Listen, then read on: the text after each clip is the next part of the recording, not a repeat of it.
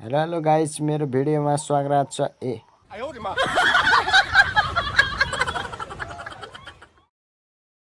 Sorry स्वागत छ। नरिसाउनु होला, मैले झुकेर बोलेछु।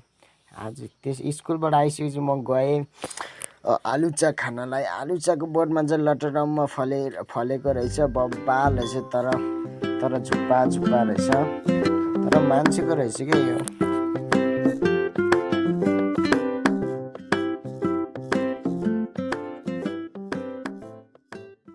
घरमा आएको त लास्टै भोक लाग्यो, त्यहाँबाट म बसेँ खाजा खानलाई।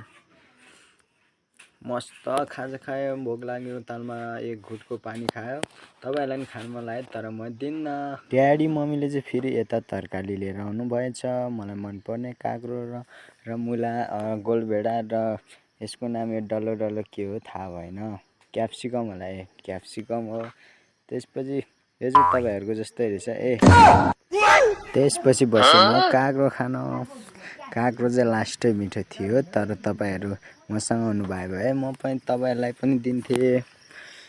त्यसपछि आएँ म अब आफ्नो बाख्रा र भैँसी सार्नलाई। भैँसीको नाम चाहिँ यो भैँसी ठ्याक्कै प्रतीक्षा, यसको नाम। आजको लागि यति नै, हस् त।